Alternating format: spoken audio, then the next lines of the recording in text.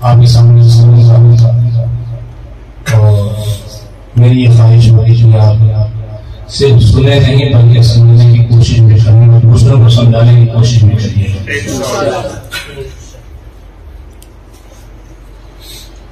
ہمارا دین فطرت ہے. دین اسلام کیا ہے؟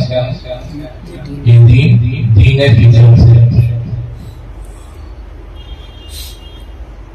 اور ہماری فطرت میں یہ بات شامل ہے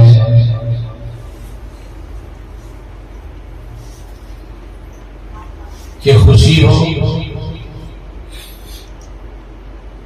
اور کوئی پریشانی آ جائے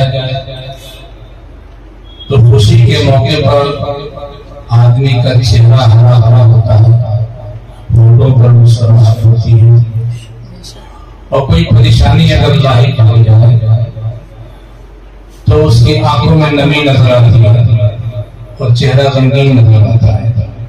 حالانکہ خوشی کا اور غم کا دونوں کا جو مقام ہے وہ دل ہے.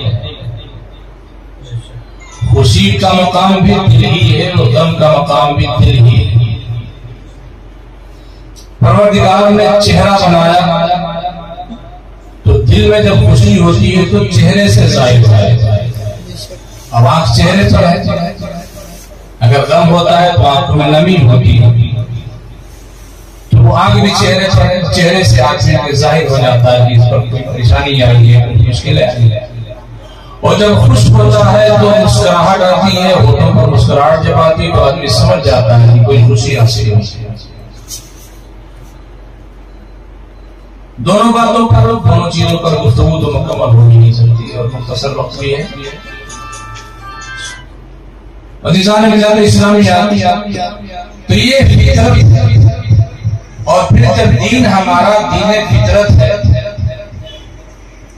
تو جو فطرت ہوگی وہ اس کے ساتھ. اب اگر کسی کی فطرت بگڑ جائے تو ایک الگ بات ہے، کسی کی فطرت میں بگاڑ آ جائے تو وہ ایک الگ چیز ہے.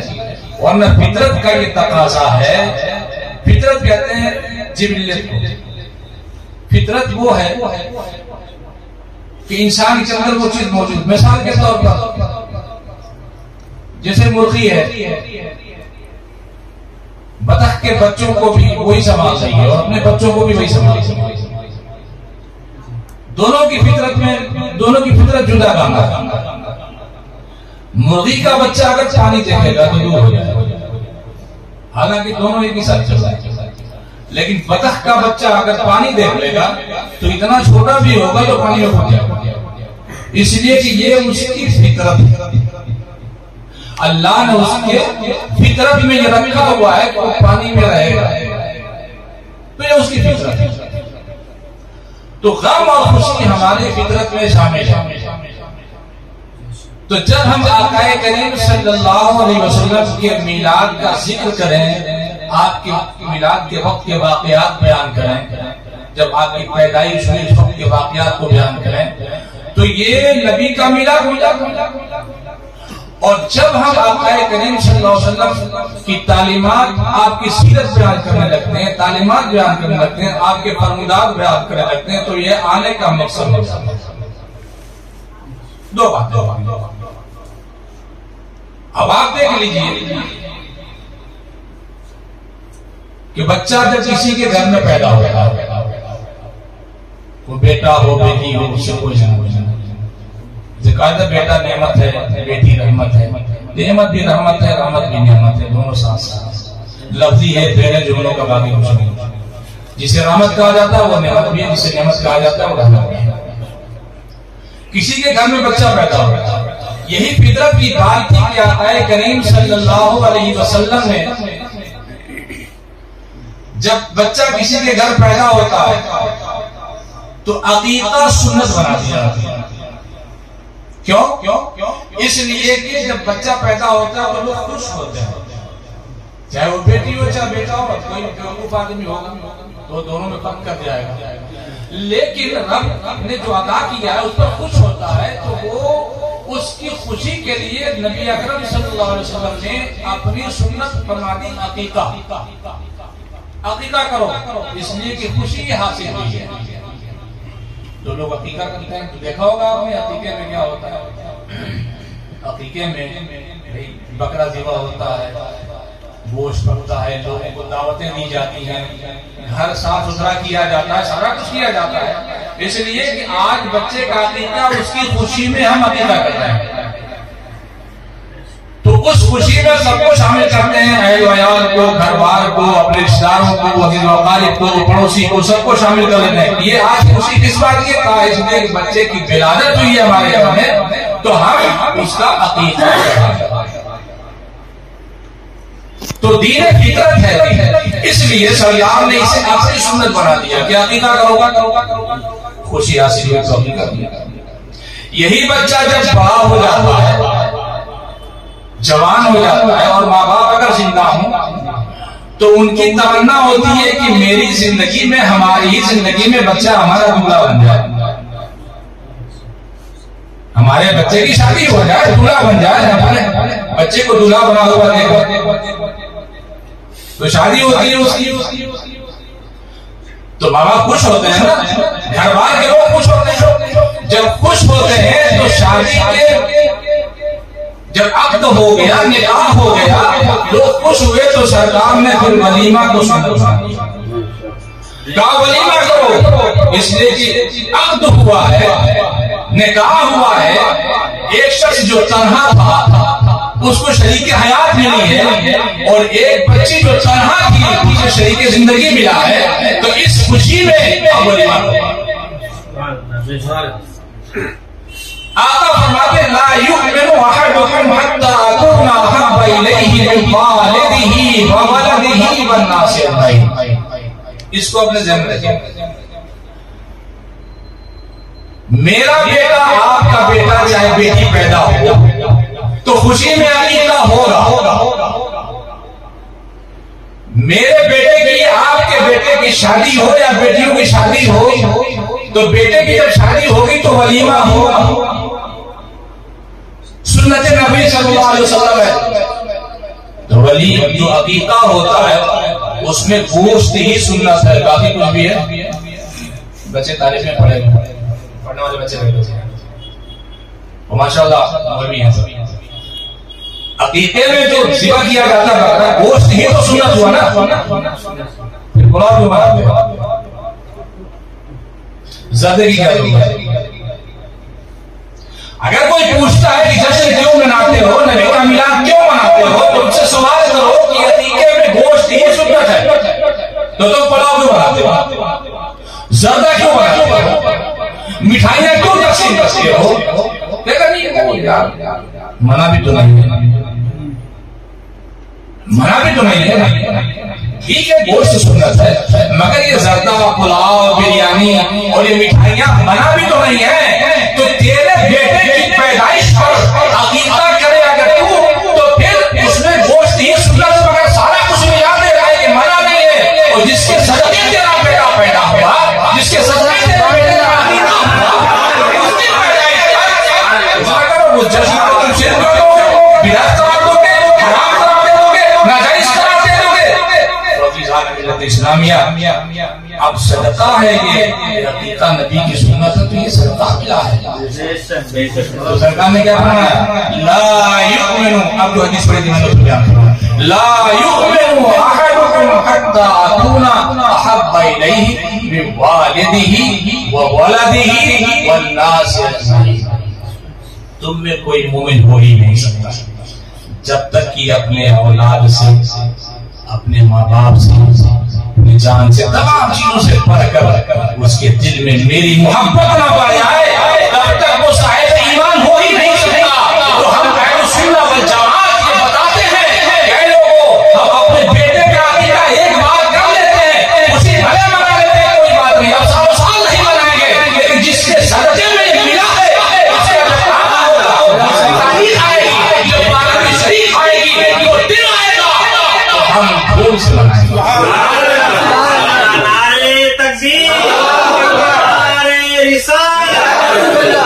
علماء اہل سنت, جشن 11ویں شریف, جشن 11ویں شریف, نعرہ الدین رسالت. تو ہم یہ بتاتے ہیں بھئی ہمیں پیار اپنے بچوں سے بھی ہے سب سے، مگر سب سے بڑھ کر کے جس سے پیار ہے وہ ہمارا نبی ہے، جس کے صدقے میں سب کچھ ملا ہے وہی ہمارا نبی سب سے پیارا ہے ہمیں. اور اگر وہ پیارا نہیں ہے تو پھر دل میں کچھ بھی نہیں ہے.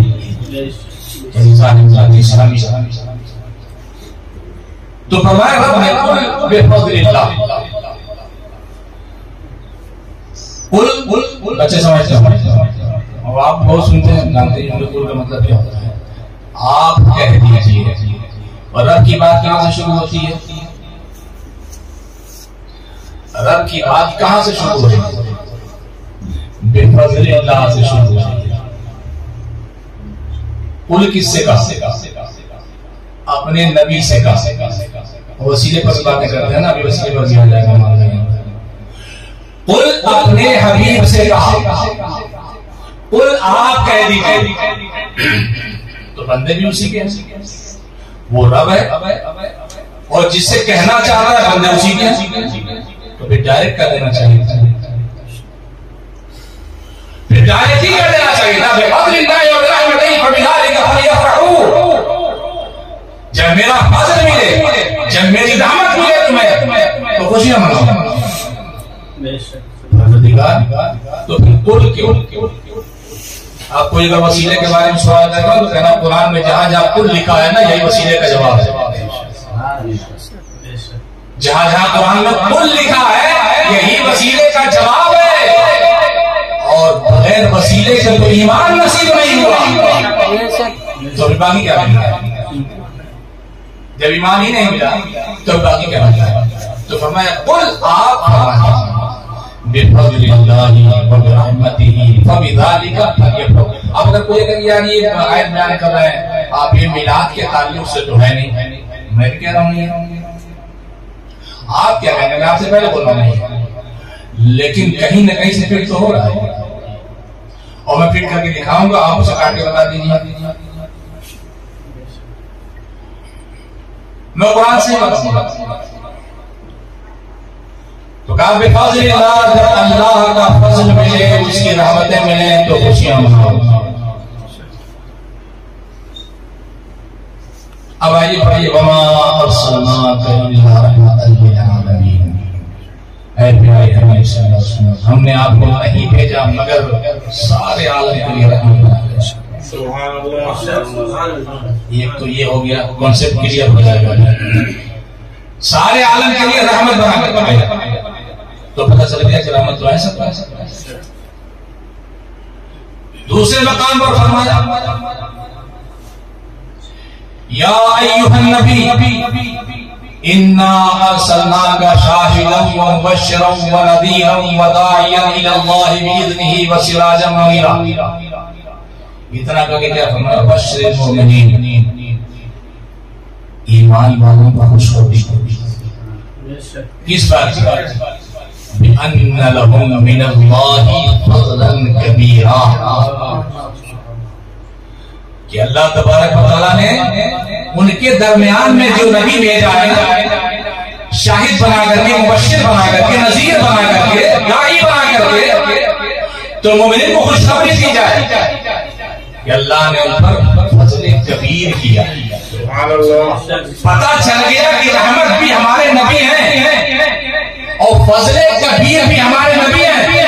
تو ایک سوال میرا بھی ہے، وہ سوال یہ ہے کہ اگر نبی سے بڑا کوئی فضل ہے تو بتا دیجئے، اور نبی سے بڑی کوئی رحمت اللہ کی ہے تو وہ بتا دیجئے. اگر آپ نبی سے بڑھ کر کوئی رحمت بتا دیں گے اور نبی سے بڑھ کر کوئی فضل بتا دیں گے تو ہم میرا آپ نہیں لا سکتے، اس لیے کہ نہ نبی سے بڑا فضل لا سکتے ہیں اور نہ تو نبی سے زیادہ بڑا کوئی رحمت لا سکتا ہے. تو ظاہر سی بات ہے کہ رحمت بھی نبی ہے اور فضل بھی نبی ہے. بات اب یہاں کلیئر ہو گئی کہ جب اللہ کا فضل ملے اور جب اللہ کی رحمت اور اس کا فضل ملے تو خوشیاں مناؤ. تو ہم کس لیے خوشیاں مناتے ہیں کہ نبی آئے تو یہ رب کے طرف سے جب آئے تو یہ ہمارے فضل کبیر ہے اور اللہ کا فضل سب سے بڑا یہی ہوا کہ نبی اکرم صلی اللہ علیہ وسلم کو ہمارے اندر محفوظ فرمایا.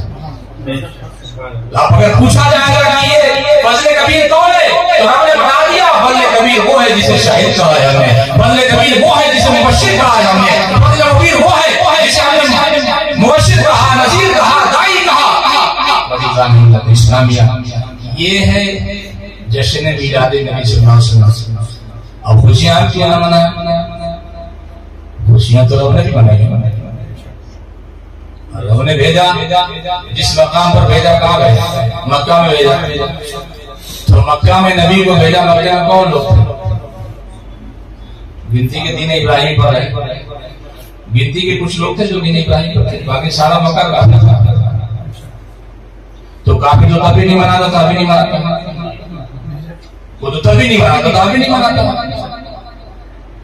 تو جب کوئی تھا ہی نہیں، آپ سیرت حلبیہ اٹھا کے دیکھیے، خصائص کبریٰ اٹھا کے امام جلال الدین سیوطی رحمۃ اللہ علیہ دیکھ لیجیے، شیخ محقق کی کتاب اٹھا کے دیکھیے، امام موجود جلیل اللہ والے سب کی سندیں، چاہے وہ اپنے آپ کو کچھ بھی بنتا ہو، کسی مسئلہ کا بنتا ہو، سب کی سندیں جا کر کے شیخ عبداللہ محدث کیا ملنی ہی ملنی ہے، حرام ہے۔ کار کے بتاؤ سارے متفق شیخ محقق کہ رب کریم نے جب آقا کریم صلی اللہ علیہ وسلم کی ولادت کا وقت قریب ہوا تو آپ کی والدہ ماجدہ نے دیکھا 3 جھنڈے جھنڈے، کتنے؟ 3 جھنڈے۔ ایک جھنڈا کہاں؟ مشرق کے آخری سرے پر، دوسرا جھنڈا دیکھا مغرب کے آخری سرے پر، اور تیسرا جھنڈا خانہ کعبہ کی چھت نصب کیا گیا۔ اچھا، اس کو کسی نے نہیں دیکھا، صرف سرکار دو عالم صلی اللہ علیہ وسلم کی والدہ نے دیکھا۔ تو یہ چونکہ سرکار کی والدہ گرامی کا انتقال ہو چکا، اب بچہ جو پیدا ہو رہا ہے وہ یتیم ہے، تو ماں کے دل میں یہ خیال آ سکتا تھا کہ میرا بیٹا جو پیدا ہو رہا ہے یہ یتیم ہے، اس کا باپ تو ہے نہیں، اس کی پرورش کیسے ہوگی، اس کی تربیت ہم کیسے کر پائیں گے؟ تو یہ خیال نہ ہے، اس نے رب نے کسی کو تو نہیں دکھایا مگر آپ کی والدہ مائدہ کو دکھایا کہ گھبرانے کی ضرورت نہیں ہے، جو آ رہا ہے یہ یتیم نہیں، دلہے یتیم ہے، یہ جو آ رہا ہے جھنڈے دیکھ لو، یہ ایک روز ایسا آنے والا ہے اس بچے پر کہ مغرب میں بھی اسی کا جھنڈا ہوگا، مشرق میں بھی اسی کا جھنڈا ہوگا، کا جھنڈا ہوگا۔ اور میں یہ کہتا ہوں کہ تمام کتابیں اٹھا کر کے آپ دیکھ لیجیے، میری ہوں، ہر مسلک سے دوسروں نے مسلک کیے، لکھا ہے لوگوں نے اس چیز کو، اور جب لکھا ہے تو جب رب نے جھنڈا لگوایا ہے تو رب کا جھنڈا پرانا ہوتا ہے، رب کا جھنڈا پھٹتا ہے، رب کا جھنڈا خراب ہوتا ہے، رب کا جھنڈا گرتا ہے، رب کا جھنڈا نکل جاتا ہے، نہیں، لگنا تو ثابت ہے، لیکن کوئی یہ ثابت کر کے بتا دے کہ جھنڈا اتار دیا گیا تھا، پھر میں جو بولے میں حاضر ہوں۔ لگنا تو ثابت ہے، اترنا ثابت نہیں ہے۔ تو اگر آج بھی رب کریم حضرت آمنہ کی آنکھیں دے دے تو آج بھی خانہ کعبہ پر جھنڈا لگا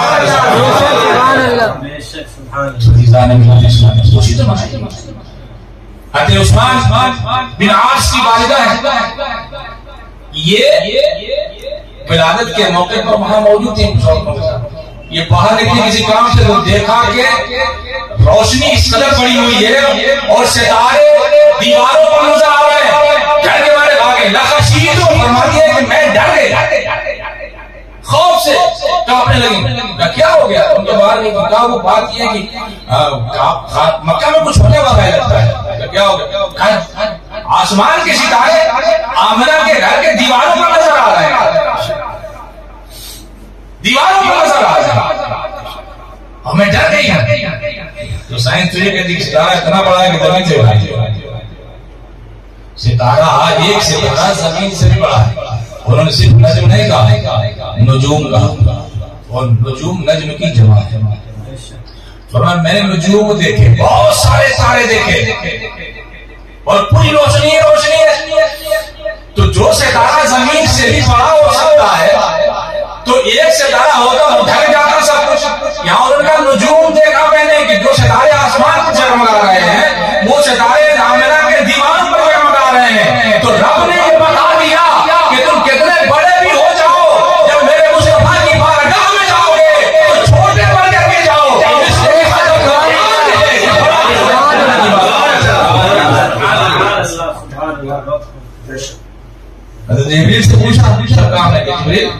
اپنا اصلی چہرہ دکھا دو، اپنا اصلی روپ دکھا دو، پورا جو تمہارا جسم ہے وہ دکھاؤ۔ کیونکہ جب آتے تھے حضرت ابو کلبی رضی اللہ تعالیٰ صاحب رسول صلی اللہ علیہ وسلم ان کے شکل میں آتے تھے، وہ انسانی شکل میں بیٹھتے تھے، تو آپ فرماتے ہیں کہ جب جبریل امین نے اپنا اصل دکھایا تو آقا فرماتے ہیں کہ جبریل امین کے 600 پر، کتنے؟ 600 اور 600 پر میں سے باقی پروں کو تو چھوڑ دو، ایک ہی پر کی حالت یہ تھی کہ زمین و آسمان کی وسعتیں بھر گئی تھی۔ جبریل امین کتنے بڑے ہیں؟ چھوٹے موٹے ہیں؟ جبریل امین اتنے بڑے ہیں کہ ایک ہی پر سے پورے زمین و آسمان کی وسعت بھر گئی، اور 600 پر ہیں تو ایک ہی میں وسعت بھر گئی، باقی پر کہاں ہے؟ وہ سب تو ویسے ویسے پڑے ہیں۔ تو اتنے بڑے جبریل امین ہیں، مگر آپ تاریخ پڑھیے، رب نے فرمایا جبریل جگانا نہیں، دروازے پہ دستک نہیں دینا۔ یا اللہ کیا کرنا؟ کہا اپنی کافری پیشانی جو ہے نبی کی طرفوں سے یوز کرنا۔ اتنا بڑا اتنا بڑا نوری مخلوق ہے، اتنا بڑا فرشتہ جس کا ایک پر ہی پوری زمین و آسمان کی وسعت کو گھیر لیتا ہو، اس کمرے میں جا کر کے اور پھر اپنی کافری پیشانی رگڑنا ہے۔ تو رب نے بتایا نا کتنے بھی بڑے رہو گے، ادب یہ ہے میرے نبی کی بارگاہ کہ جب میرے نبی کی بارگاہ میں جاؤ تو پھر تمہیں چھوٹا ہو جانا ہے۔ اس لیے کہ جب تک ایک چیز یہ بھی ہے کہ آپ یہ دیکھیں، لوگ کوئی چیز دیتے ہیں تو دے کر کے خوشی منائی جاتی ہے، ایسا ہوتا ہے؟ ہمارے شادی وغیرہ ہوتی ہے، کچھ ہوتا ہے تو بیٹی جب کسی کے گھر سے جاتی ہے تو بیٹی والے روتے رہتے ہیں، جیسے بیٹی کیا رہی ہے گھر چھوڑ کر کے، لیکن جو لے جاتے ہیں وہاں باراتی جو رہتے ہیں وہ سب ہنستے رہتے ہیں۔ کیوں ایسے؟ وہ ہنستے رہتے ہیں اس لیے کہ ان کو دیا جا رہا ہے، ان سے جدا ہو رہی ہے کوئی چیز۔ تو میں کہتا ہوں رب نے اپنا محبوب ہمیں دیا تو دے کر کے بھی جھنڈے میں ہو رہا ہے، دے کر کے بھی ستارے دیواروں پر چمک رہے ہیں، دے کر کے بھی فرشتے جو ہے وہ خوشیاں منا رہے ہیں۔ تو رب دے کر کے بھی رب کا فرمان ہے، تمہارا دینا رب کا دینا، ہمارا دینا رب کا دینا، ہم اس پر قیاس نہیں کر سکتے، اس لیے کہ ہم جو چیز دیتے ہیں وہ جدا ہو جاتی ہے، مگر رب نے جو دیا ہے، رب سے قربت جو نبی کی ہے وہ قربت کبھی ختم نہیں ہوئی، تو پھر جدائی ہوئی نہیں۔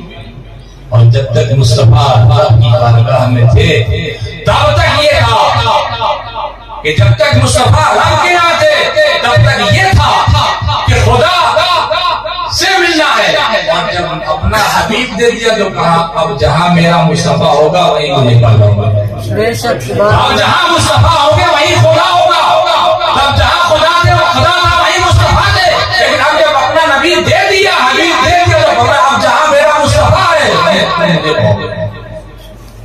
قرآن پڑھیے، رسول اللہ جس رسول کی ذات اس نے اللہ کی ذات ہے نا، جس نے رسول کا ذکر کیا اس نے اللہ کا ذکر کیا، خوشی تو رب نے بنائی۔ تو یہ جشن جو ہے جشن میلاد نبی صلی اللہ علیہ وسلم، ایک چیز اور کلیئر کریے کہ نہ ہم اسے واجب جانتے ہیں نہ اسے فرض جانتے ہیں، بس نہ واجب جانتے ہیں نہ فرض جانتے ہیں، یہ ایک مستحب ہے، اور مستحب کے لیے اتنا ہی کافی ہے کہ مسلمان جسے بہتر سمجھا جائے۔ اس کو مریضان آگے نہیں پڑھنا، مریضوں کے جو حکیم صاحب انہوں نے بھی لکھا ہوا ہے ان چیزوں۔ سوال یہ پیدا ہوتا ہے کہ یہ ایک مستحب ہے، نہ واجب سمجھتے ہیں نہ فرض سمجھتے ہیں، اور پھر اب یہ بار بار اس بات کا سوال کرنا کہ چلو ٹھیک ہے یہ کیوں مناتے وہ کیوں مناتے ایسا کیوں کرتے ہو ویسا کیوں کرتے ہو، تو یہ فطرت سے باہر ہے۔ انسان کی جو فطرت ہے وہ فطرت کے باہر ہے، اور فطرت بگڑ گئی ہے تو اس کا علاج کوئی نہیں ہے، لیکن جس کی فطرت ٹھیک ہے اگر وہ انسان ہے تو اس کی فطرت میں خوشی بھی ہے غم بھی ہے۔ اور جو کہ وقت مقصر تھا اس لیے بہت زیادہ تو تفصیل گفتگو نہیں ہو سکتی. یہاں تک میں نے تھوڑا سا کلیئرٹی دیا آپ کو. آپ یہ کہتے ہیں تو وسیلے کا تعلق ہے تو اس کو بتا دیں بھائی جہاں جہاں کو دیکھا ہے وہ سب وسیلہ ہی ہے، اس لیے کہ نبی کے وسیلے سے ہم تک پہنچائے. اور جب ساری چیزیں نبی کے وسیلے سے ہم تک یہاں پہنچی ہیں تو بغیر نبی کے وسیلے سے معاذ نہیں پہنچے گا کچھ. جب یہاں بغیر نبی کے وسیلے سے کچھ نہیں ملا نا تو وہاں بھی یہاں سے نبی کے بغیر وسیلے کو کچھ نہیں ملتا ہوتا ہے. اس لیے تو کرنا ہی پڑے گا، لگانا ہی پڑے گا. اچھا دو باتیں آج کر دوں. ولی تھوڑا سا اپنے موضوع سے ہٹ رہا ہوں چونکہ سرکار کو سباب بتاؤں کی کیا رہی ہے. انما ولیکم اللہ ورسولہ والذین آمنوا. آپ کہتے ہیں ولی ولی ولی ولی یار ولی کا معاملہ یہ ہے کہ اللہ کیا فرماتا ہے انما ولیکم اللہ، اللہ تمہارا ولی ہے. یہ تمہارا کس سے کہا؟ اہل ایمان سے کہا.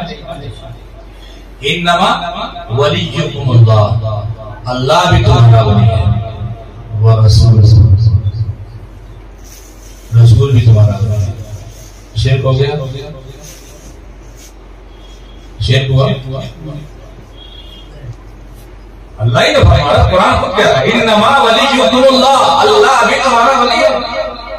ورسولہ، اس کا رسول بھی ہے. یعنی اللہ بھی ولی ہے، رسول بھی ولی ہے. اور یہیں تک نہیں، والذین آمنوا، جو کامل ایمان ہے وہ بھی ولی ہے. یہ تو تین ہو گئی. ایک ولی اللہ قرآن کے کہنے کے حساب سے، قرآن کو کہنا، ایک اللہ ولی ہو گیا، دوسرا ولی اس کے رسول، تیسرا ولی کون ہے جو کامل ایمان مومن وہ بھی ولی ہے. تو یہ جو ولایت کا تعلق ہے ان تینوں کو جب تک اپنا ولی تسلیم نہیں کرتا قرآن پر عمل نہیں کرتا. وَمَن يَتَوَلَّ اللَّهَ وَرَسُولَهُ وَالَّذِينَ آمَنُوا فَإِنَّ حِزْبَ اللَّهِ هُمُ الْغَالِبُونَ. یہ تین ولی ہیں. وَمَن يَتَوَلَّ اللَّهَ وَرَسُولَهُ، ایک تو اللہ، دوسرے رسول، والذین آمنوا، جو ایمان لے آئے ہیں، فإن حزب اللہ، یہی اللہ کا گروہ ہے، یہی اللہ کا گروہ ہے. تو جب یہ تینوں کو اب ماننے کا طریقہ یہ ہے، جو ماننے کا طریقہ ہے، جو ماننے کا طریقہ ہے وہ اللہ ہے. اللہ ولی بالذات ہے، خود سے رسول کو ولی بنایا ہے، ایمان والوں کو ولی بنایا ہے. اللہ کی صفت ولی ہے تو اللہ خود سے ولی ہے، اس کو کسی نے دیا نہیں ہے. یہی فرق اگر سمجھ میں آ جائے تو جھگڑا ختم ہو جائے گا. کیوں؟ رب کے اپنا ذات ہے، اسے اپنی ذاتی چیزیں ہیں اور وہ حادث نہیں ہے، فانی نہیں ہے. رب باقی ہے تو تمام چیزیں باقی ہیں اس کی، لیکن باقی کی فانی ہے، حادث ہے. تو وہ ولی ہے، وہ اس کی ذات ہے. اب بچہ یہ کہ اس کے رسول تو اللہ نے ولی بنایا ہے، ایمان والوں کو اللہ نے ولی بنایا ہے. تو یہ بات ہم کو یاد رکھنا چاہیے. اور بالخصوص اچھا یہ بتائیے کہ نماز میں ہم لوگ جاتے ہیں، بس 10 منٹ انشاءاللہ. نماز میں جب ہم لوگ جاتے ہیں، اب تو خیر بغیر توبہ کی نماز بھی پڑھی جا رہی ہے تو سنی بھی کھڑا ہو جاتا ہے. لیکن دیکھیے ایسا ہر جگہ کا رول الگ ہوتا ہے، اصول الگ ہوتا ہے. آپ جب مسجد میں جاتے ہیں، آپ بازار میں چلتے ہیں، بغیر ڈوبے کو کوئی بولتا ہے نہیں؟ بولتا ہے، بولتا ہے. عادت ہے تو عادت ہے تو کیا مسئلہ ہے، چل رہے دکان پہ بیٹھے ہیں، عادت ہے. لیکن نماز میں گیا تو وہاں کہا گیا کیا ہاتھ کھلا بھی ہے، ٹوپی بھی نہیں، سب. لیکن جب مسجد میں گیا، جب نماز کی حالت میں ہو گیا، ہاتھ باندھ لیا. اب ہاتھ باندھ لیا، اسے بازار میں ہاتھ کھلا ہوا ہے، ٹوپی بھی نہیں، سب کچھ نہیں. لیکن جب مسجد میں گیا یا گھر میں ہی پڑھا تو ہاتھ باندھ لیا. تو رب نے ہاتھ بندھا دیا، بازار میں ادھر ادھر ہاتھ کھول کے چلتے ہو چلے گا، وہ عادت ہے تمہاری، لیکن جب مسجد میں آ گئے، میری عبادت میں آ گئے تو ہاتھ باندھ لو تاکہ دیکھنے والا سمجھ جائے کہ یہ عادت میں نہیں کھڑا ہے، یہ عبادت میں کھڑا ہے، یہ عادت میں نہیں ہے، یہ عبادت میں کھڑا ہے۔ اس لیے کسی اور محفل میں جاؤ کوئی مسئلہ نہیں ہے، چلے گا، مگر جب اللہ اس کے رسول کا ذکر جہاں ہو رہا ہو، ایسی محفلوں میں بیٹھو تو باوضو ہو کر کے بیٹھو، اور کم سے کم سر پہ ٹوپی رکھو۔ اس لیے کہ یہ عبادت ہے، یہ عادت نہیں ہے، باہر نکل کے عادت ہو چلے گا۔ ان باتوں کا خیال رکھنا چاہیے، ہم کو اتنا بھی نہیں پتہ رہے گا تو نہیں پتہ رہے گا۔ تو چلیے یہ تو جشن میلاد کا۔ اب نبی کریم صلی اللہ علیہ وسلم کے آنے کا مقصد کیا ہے؟ اب تعلیمات جو ہمارے نبی کی ہیں اس پر ہمیں عمل کرنا ہوگا۔ اب مقصد میں دو چار باتوں بیان کر کے ختم کروں گا۔ جیسے جشن میں آپ نے دیکھا ہوگا گھوڑے، گاڑیاں، بگیاں، تمام چیزیں، جھنڈے سب کچھ لگتے ہی ہیں نا، تو سارا کچھ لگاتے ہیں، اور کوئی سب کچھ ہوتا ہے، یعنی راستہ صاف ہونا چاہیے، چلنا چاہیے، اس طرح نکلنا، اس طرح نکلنا، سارا کچھ ہوتا ہے۔ تو یہ کسی خوشی میں نکلتا ہے؟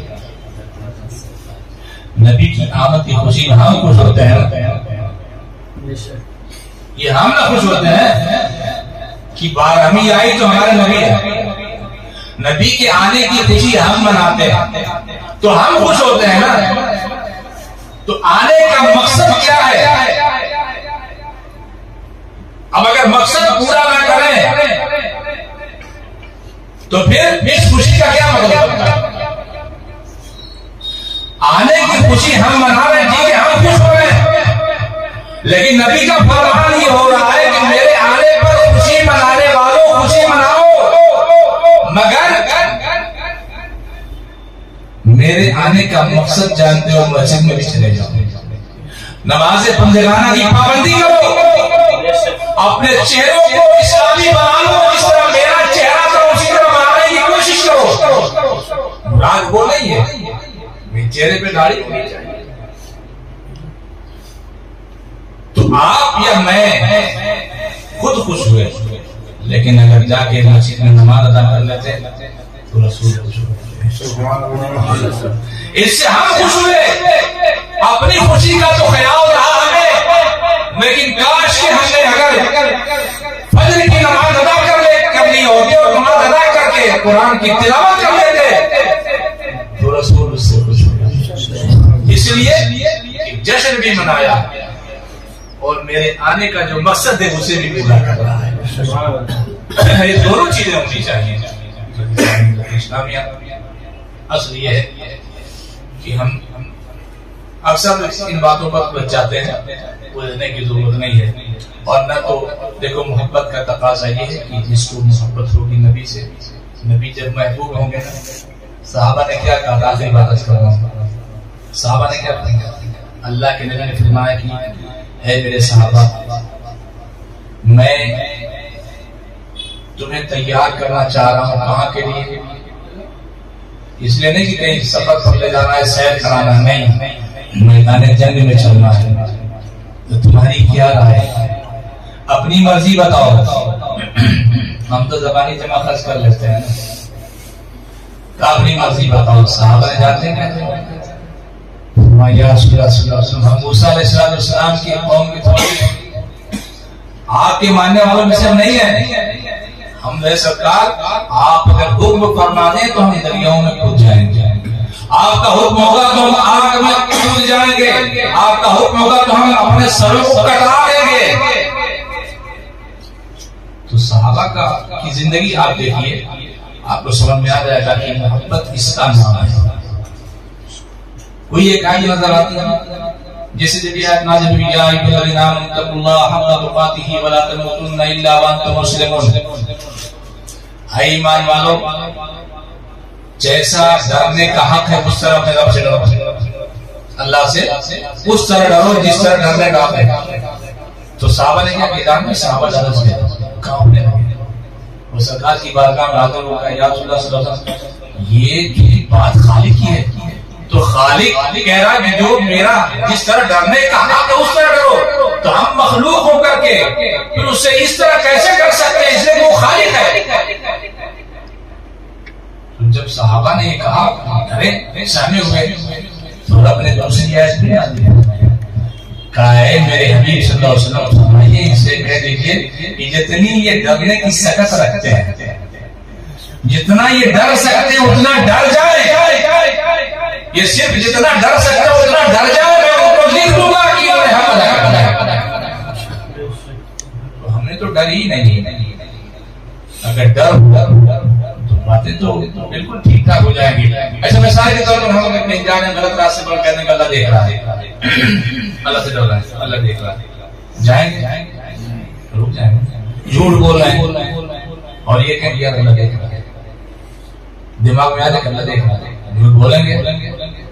اگر کوئی غلط کمرہ بند کیے ہوئے اس میں کچھ غلط کر رہے ہیں تو مان لیجیے اور یہ دیکھ اللہ دیکھ رہا ہے، دنیا کو نہیں دیکھنے مگر رب دیکھ رہا ہے تو ہوگا تو غلطی نہیں ہو سکتی، لیکن ڈر ہی نکل گیا، اس لیے وقت بھی بڑا کام ہوتا ہے، پھر سنا ہے نمازیں بھی پڑھنی ہوتی ہے، فجر میں اٹھنا بھی ہوتا ہے۔ میں سمجھتا ہوں تھوڑی دیر کی گفتگو اگر سمجھ میں آ جائے تو اچھی ہوتی ہے، بہت زیادہ بیان کرنے سے اللہ تعالیٰ ہم سب مسلم کی توفیق عطا فرمائے اور مولا کریم ہم سب کے گناہوں کو معاف فرمائے، مشکلوں کو آسان فرمائے۔ مولا کریم جن لوگوں نے اس محفل کا انعقاد کیا ہے مولا کریم سب کو کی تمام نیک و جائز خواہشات و مرادوں کو فرما۔ جس مقام پر یہ بس ہوئی، جس مقام پر اس محفل کو سجایا گیا مولا اس میں رحمت و برکتوں کا نزول فرما، اور پروردگار جس مقصد کے تحت کیا گیا مولا ان مقصدوں کو پورا فرما دے، الہ العالمین کے رزق کی تنگدستی کو دور فرما کے خوشحالی پیدا فرما دے، مولا کے رزق کی تنگدستی کو دور فرما کے خوشحالی عطا فرما، الہ العالمین آپ سب جو بھی محفل میں بیٹھے ان سب کے گناہوں کو معاف فرما، مولا کریم اسلام کا بول بالا فرما، اور سبھی اسلام کا بول بالا فرما، مسلمانوں کی عزت و آبرو کی حفاظت فرما، مولا کریم اہل فلسطین کی عالم غیب سے مدد فرما، مولا کریم اہل فلسطین کی عالم غیب سے مدد فرما، مولا کریم اہل فلسطین کی عالم غیب سے مدد فرما، مولا کریم ظالموں کو شکست سے دوچار فرما، الہ العالمین ہم سب کی دعاؤں کو اپنی بارگاہ میں شرف و قبولیت فرما۔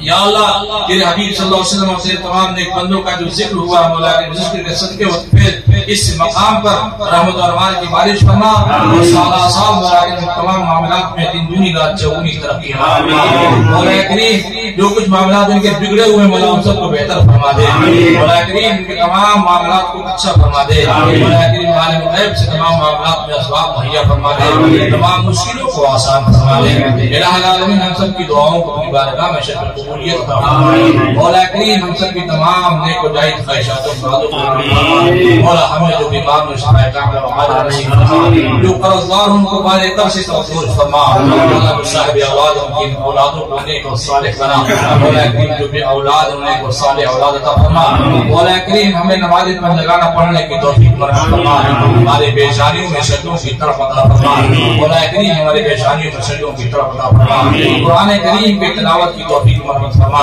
یا اللہ ہمارے گھروں میں حیا عطا فرما، یا اللہ ہمارے گھروں میں حیاداری نصیب فرما، یا اللہ ہمارے گھروں میں حیاداری نصیب فرما، مولا کریم ہم سب کو تمام مشکلوں اور پریشانیوں سے دور فرما دے، تمام چیزوں سے نجات عطا فرما، یا اللہ تمام چیزوں سے نجات عطا فرما، مولا کریم اس سے بولنے میں کسی قسم کی کوئی کوتاہی اور تصاویر مولا سے معاف فرما، صلی اللہ تعالی علی نبی کریم وعلی آلہ واصحابہ اجمعین، قال اللہ تعالی فی شان نبی کریم ان اللہ وملائکتہ یصلون علی النبی یا ایھا الذین آمنوا صلوا علیہ وسلموا تسلیما وعلی آلہ واصحابہ صلی اللہ علیہ وسلم۔